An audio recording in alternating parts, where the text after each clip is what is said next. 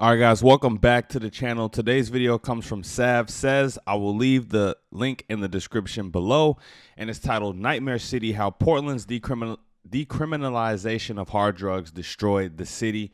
Now, this is not, I'm sure this video won't have ads running on it because it's about drugs. This is not to promote no drugs. If kids is watching this, this is not cool. This is not behavior we want to emulate. I even ironically have on my Dare shirt. I don't know who remembers Dare from back in the day. I don't think they do that no more, but say no to drugs, kids. That's the message for the day. But we're going to get into it, for educational purposes. Let's see what happened to Portland, all right? So before I start the video, don't forget to like, comment, share, and subscribe while you're here with me. Now let's get into it. This is Savannah Hernandez reporting to you from Portland because I wanted to come check in on the city that has made news several times for its homelessness, open drug use, and of course, soft on crime policies. Now, back in 2020, they passed Measure 110 in the state of Oregon, which basically decriminalized hard drugs. So let's go check in and see how the city is doing 2 years post-measure. Do you live here in Portland? Tell us about yourself. I came here about 5 years ago, just trying to get away from where I was before COVID. I got clean down here with CCC. It was pretty cool.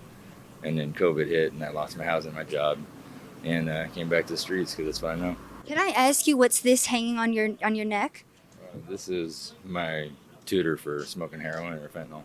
So talk to me a little bit about that, because I have heard that, heroin and People just walking around down there with tools on their neck to do drugs. That's how you know you got a problem. fentanyl use is a big thing in Portland. Back in 2020, they decriminalized hard drugs. Can you talk to me about your experience, with that?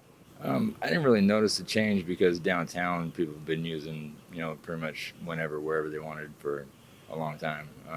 If anything, it's freed up the police from petty stuff like that to major things, but it still hasn't solved the problem. The problem is not having any safe injection sites or having any place safe for people to use to go.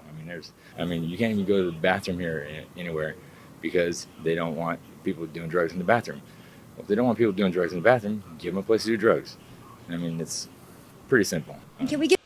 I've kind of noticed this. There's a saying I love: the road to hell is paved with good intentions. And from what I've noticed, it seems like when you come from an approach of wanting to feel sorry for someone or just giving someone a handout or some type of freebie or, oh, here you go, you're a drug addict, here, just go do your drugs. Feeling sorry for someone and like affirming what they're doing that's wrong. That usually always leads to just more negative things, where on the opposite end of that you have like the tough love approach, where you do something for someone that they might not want you to do, but it'll help them in the long run. I think that is the better approach to take, whether it's raising your kids, laws, everything. It just seems that the tough love approach works. It works. It's more effective. Get a little bit personal with you, just because I'm not familiar with heroin, but kind of talk to us about the drug a little bit, and I guess why you use as well. Talk to us a little bit about that. I think everybody that does opiates has a little part of them that wants to die. It goes with the territory. If you're going to do opiates, you're going to die at least once. Last year I died 3 times. Have you seen anyone die on the streets here because of fentanyl overdose? I'm guessing his heart stopped beating or something like that. Specifically, or? Personally, I have not seen a fentanyl overdose myself. Last year on my birthday, I helped administer CPR to somebody who had a heroin overdose, but I haven't had any personal experience with fentanyl overdose, and I do it every day. I have a couple on here at a time. Oops. If you smoke like I smoke, you get high like every day. Warren G, shout out. Ow! And of course the wind is my fucking worst enemy, so all right, I'm gonna skip this. I'm gonna skip this a little bit just because I don't even want to show, I don't want to show him using on camera. That's, yeah, no. To look like here. Now, on top of the homeless camping out on these sidewalks, some of their encampments so intricate that they actually have walls and a door. We also have rampant drug use. We've seen people using heroin, fentanyl. These streets smell like human feces and urine. And of course, we have witnessed a couple crimes here as well. Have you seen people using drugs out here on the streets of Portland? Yes, all day long. Shooting up in the middle of it, smoking it, 3 blocks down, selling it. Right here is another. See, and this is what conservative people are against. When you have a society that promotes or gives the green light or okays to just do drugs in the middle of the city, downtown, in the suburbs, anywhere, you don't like that's not what you want for the future of your community. You know, like that's rock bottom, man. That's not cool. You know, kids gotta walk these streets. Old people gotta walk these streets. People that just don't do drugs gotta walk these streets. People don't want to see that, man. Another one, mental health now after from meth and everything. Okay, so what's happening right here is, I guess, this gentleman just walked out of this store behind me. The business owner had a pint of ice cream that I think he was trying to take thrown at her. She just took the pint back into the store. So, sir, going back to what we just witnessed, I think we actually just almost watched a potential robbery. Is this just a normal thing here in Portland? Yes, a bunch of mental health just right down here in Chinatown. Did he just try to steal from your business? What happened? Oh, that guy? Yeah. I go into this store almost every other day, and he went in there. He's got over $1,000 on his food card. He got some energy drinks, but then on the way out, he grabbed an ice cream and tried to steal it. So I helped the store owners out and chased him down. He walked out and he took out one ice cream he steal. So my other customer, she saw, she go get it, try get it, but he throw away the ice cream. We got it bad. Does that happen a lot? Lot. How many times a week? Almost every day, a couple times like that. Wait, so Wow. you're saying almost every day, a couple times a day, someone comes in here and tries to steal from you?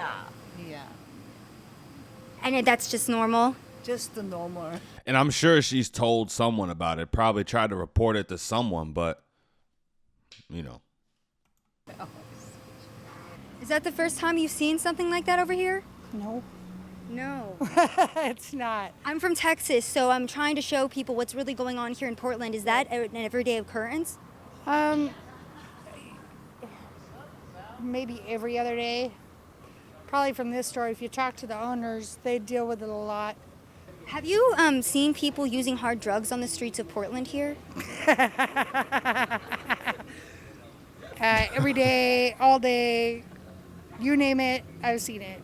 People used to hide. Exactly. Like it's supposed to sound good. Let's decriminalize hard drugs. But what that does is it incentivizes people to use them even more. And even people that don't live in Portland, right? Like you can have someone who's homeless. He don't even live in Portland, but you know, somehow he catches wind of the news or whatever. He trying to flee his situation. He go to Portland now. You know, it's just people probably coming there to do drugs because they know that you can do drugs freely there. It's not an issue.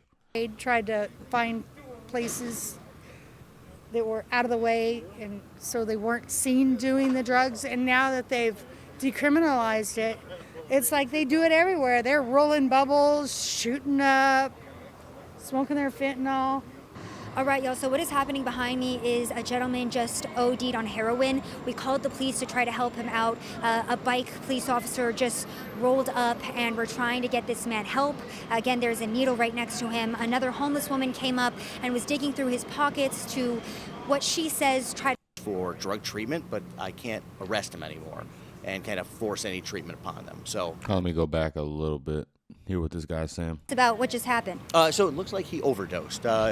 So with drug decriminalization, usually what I can do is I can give him a citation and give him references for drug treatment, but I can't arrest him anymore and kind of force any treatment upon them. So this is how it's been going downtown.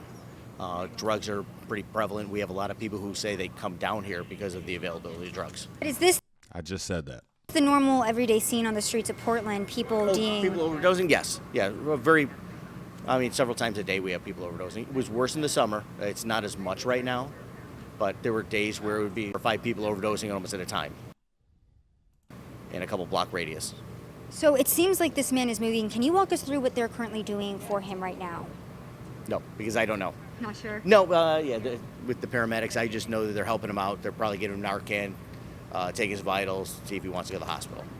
But you will also have a lot of these people who don't want to go to the hospital, even after they're advised, like, you really need to go to the hospital, get checked out? They'll say no, they don't want to go. Since the decriminalization of hard drugs in 2020, has this situation gotten worse or is it about the same? Well, I think it's gotten worse because it used to be before it wasn't as prevalent. It wasn't as out in the open. Now it seems just more out in the open. So this is the scene where just moments ago, a gentleman was overdosing from what the authorities said was a fentanyl-related overdose. This is a classic scene here on the streets of Portland. We were just speaking to an officer who shared that this is an everyday occurrence. And of course, the people who were passing by were stopping to make sure this gentleman was okay, but it wasn't a shocking scene to them. On top of the man overdosing, another homeless person started trying to pickpocket him as it was happening. We had firefighters and police officers show up. He's since been taken to the hospital. All right, so we were actually walking past. I mean, I didn't even really want to go to Portland prior to watching a video like this, but now I really don't want to go. Two gentlemen who were about to smoke fentanyl. I noticed the foil. Living here in Portland, talk to us about your city.